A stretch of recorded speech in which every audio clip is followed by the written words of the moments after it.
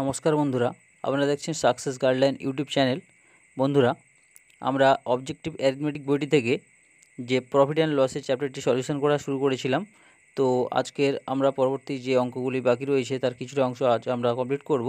তো বন্ধু, আপনাদের কাছে অনুরোধ, আপনারা যারা আগে এই চ্যাপ্টারের আগের ভিডিওগুলি এখনও পর্যন্ত দেখেননি, তারা আগে ওই ভিডিওগুলো দেখে তারপরে এই ভিডিওটি দেখবেন, তাতে কিনা আপনাদের বুঝতে অনেকটা সুবিধা হবে।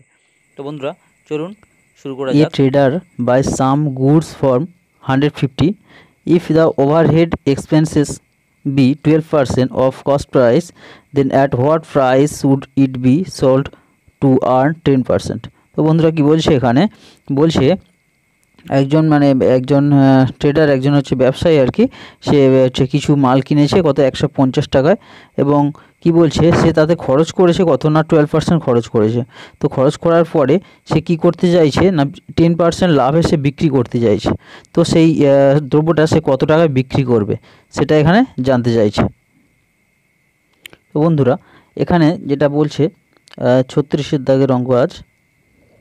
তো বলছে সিপি কত বলে দিয়েছে এখানে না, সিপি বলে দিয়েছে 150 টাকা, এবং সে কি বলছে এতে সে খরচ করেছে কত 12% সে কী করেছে খরচ করেছে। তাহলে সে কত খরচ করেছে এর উপর তাহলে আমি বের করে নিই।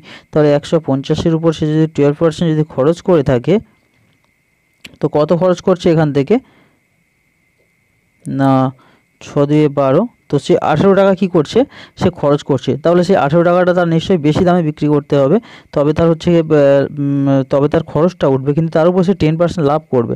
তো তাহলে তার টোটাল তার কস্ট মানে তার খরচটা কস্ট প্রাইস এবং খরচ মিলে কত পড়ে যাচ্ছে 150 সে কিনেছিল এবং 18 টাকা তার খরচ হয়েছে।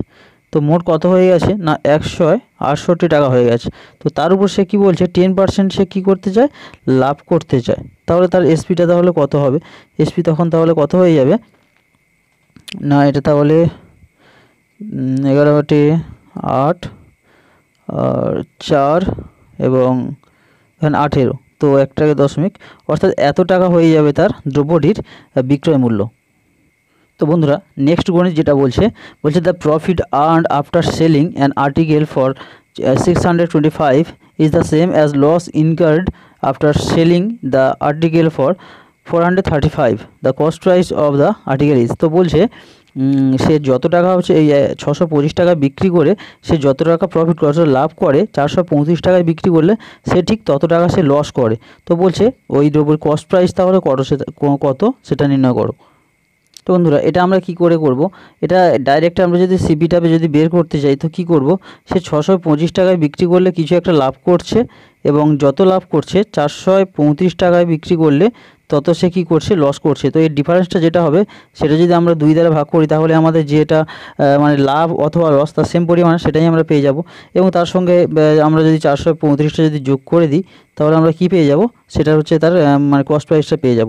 অথবা এটা বের করে নিয়ে 625 থেকে সেটা মাইনাস করতে পারতাম, তো আমরা এটা প্লাস করে নিলাম। তো ডাইরেক্ট এটা করলে কত হবে না 190 এখানে বাই 2, আর এখানে প্লাস 435। তো এটা ক্যালকুলেশন করলে পাওয়া যাচ্ছে হচ্ছে 95, আর প্লাস এখানে হয়ে যাচ্ছে 435। তো এটা ক্যালকুলেশন করলে হয়ে যাবে 530 টাকা। তো কস্ট প্রাইস তাহলে কত ছিল না 530 টাকা ছিল।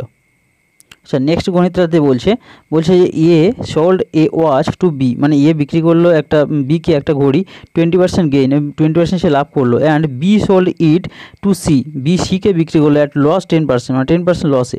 If C bought the watch for 260, মানে সি যদি ওই ঘড়িটা যদি কেনে 216 টাকা দিয়ে, তাহলে at watch price did A purchase it, তাহলে এ তাহলে কত টাকা দিয়ে ঘড়িটা কিনেছিল, অর্থাৎ এ এর কস্ট প্রাইস কত সেটা আমাদের বের করতে বলছে।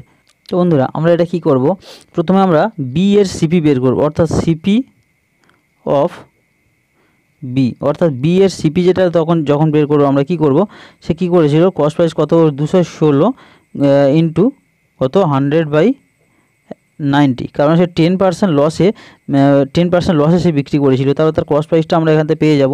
যেহেতু কিনেছিল 216 টাকা, তাহলে আমরা তার 10% লস করলে এটা পেয়ে যাব কি বি এর কস্ট প্রাইস। তাহলে এটা ক্যালকুলেশন করলে আমরা কি পাবো 9 2 18 আর 9 4 36, অর্থাৎ 240 টাকা।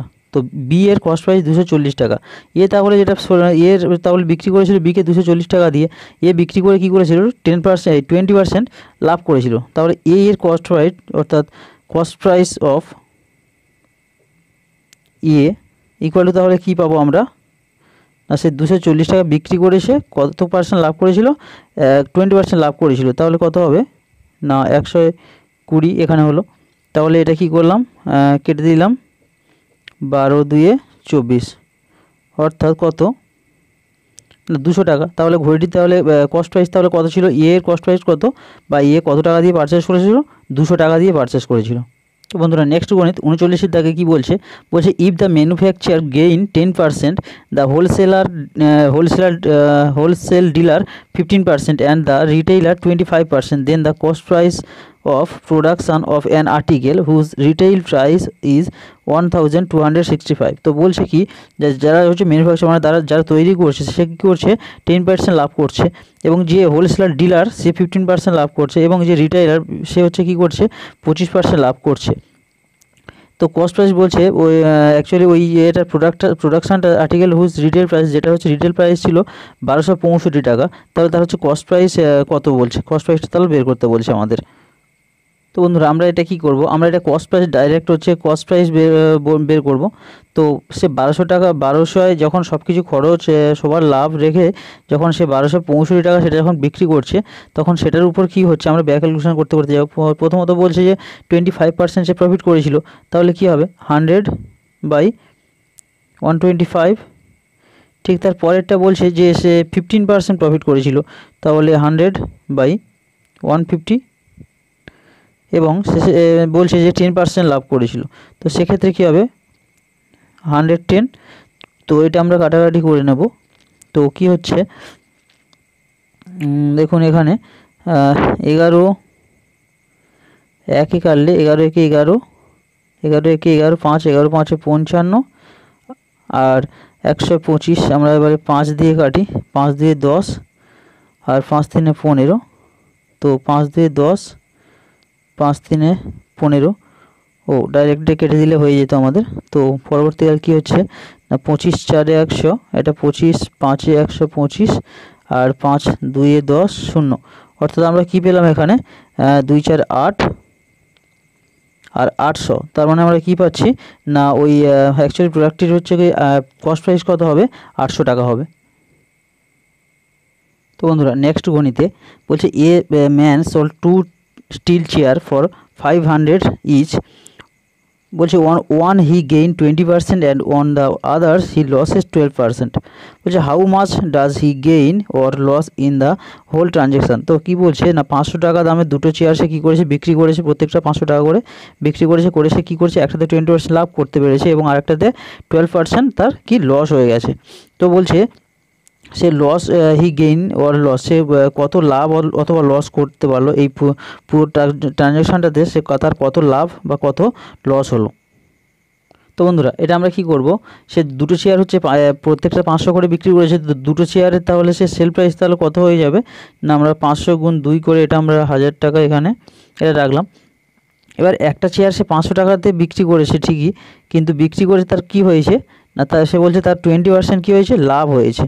তো সেক্ষেত্রে তাহলে তার সেটা কস্ট প্রাইস তাহলে কত ছিল, নিশ্চয়ই 100/120 ছিল, এটা ছিল তার কস্ট প্রাইস। আর একটাতে সে কী বলছে 500 টাকাতে বিক্রি করেছে ঠিকই, কিন্তু এটা 12% কী হয়েছে লস হয়েছে। তো সেক্ষেত্রে তাহলে তার কস্ট প্রাইস তাহলে কত ছিল, সেক্ষেত্রে নিশ্চয়ই তার কস্ট প্রাইস ছিল তাহলে এখানে 100 - 12 অর্থাৎ 88 টাকা, এটা ছিল তার দুটো মিলে তাহলে তার কস্ট প্রাইস কত এত প্লাস এত, এটা আমরা দুটো মিলে হচ্ছে কস্ট প্রাইস তাহলে বের করে নেব, আর এটা দুটো মিলে হচ্ছে এসপি। তো এটা ক্যালকুলেশন করতে গিয়ে বন্ধুরা আমরা কি করব না এখানে 100 আর এই যে 500 দুটোকেই আমরা আচ্ছা কমন নিয়ে নিতে পারি, দুটোকে আমরা কমন নেব না, আমরা জাস্ট 100 টাকা আগে কমন নিয়ে নিই। 100 টাকা যদি কমন নিয়ে নিই তাহলে কি হবে এখানে দেখুন 500 আর 120তে কাটাকাটি যাবে, 120তে কাটলে এটা কি হবে একটা শূন্য কাটবো, আর 2 6 12, আর এটা কাটবে 2 25 100 2 25 50, তাহলে এখানে কত আসবে 50/6। আর এটাতে সেম টু সেম কী করবো না, এটা চারে চারে কাটবো আমরা। 4 2 8 মানে 22 2 88, 22 4 88, আর এটা 4 একে 4, 4 2 8, 4 5 20। তো এক্ষেত্রে আমরা কি পাচ্ছি 125 বাই 22, এটা আমরা পাচ্ছি। এটা থেকে আমরা কি করব, 100 গুণ আকারে রাখবো। এটাকে আমরা লসাগু করব। 22 আর 6 লসাগু করলে আমাদের আসবে হচ্ছে আপনার 66। তো 6 11 66, 6 11 66 হলে যে বন্ধুরা এটা 25 25 হবে, সরি।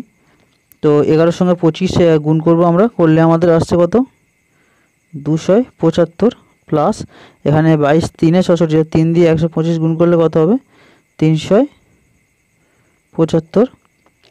তো এটাকে আমরা যদি সম্পূর্ণ ক্যালকুলেশন করি আমরা পাবো 100 গুণ 650 বাই 66। তো এটা কাটবো আমরা 2 দিয়ে কাটলে এখানে আসবে 33, এখানে আসবে আমাদের 50। তো 2 3 6, 2 3 6, 2 5 10, আছে 50। তো এক্ষেত্রে আমরা কি করছি, এটা গুণ করলে আমরা পাবো এত বাই 33। এটা হলো আমাদের কি টোটাল হচ্ছে দুটোতে কি কস্ট প্রাইস। তাহলে বন্ধুরা এবার তাহলে কি হবে দেখতেই পাচ্ছি, এটা আমাদের তাহলে কি অনেকটা মানে বেশি, মানে অনেকটা কম এটা। তো আমরা সেল করেছি 1000 টাকা, এটা অনেকটা ছোটো, 1000-এর থেকে অনেক ছোটো। তাই তার হচ্ছে কি হয়েছে না কস্ট প্রাইস কম, তাহলে কি হয়েছে তার প্রফিট হয়েছে। তো প্রফিট কতটা হয়েছে না 1000 মাইনাস 500 বাই 33। এটা যদি আমরা ক্যালকুলেশন করি বন্ধুরা কী পাবো না 33, এটা আসবে হচ্ছে 33,000, এখানে আছে 32,500, মানে 2,500 আমরা এখানে পাবো। সরি বন্ধু, 33,000 আর 32,000 মানে পাবো আমরা 500।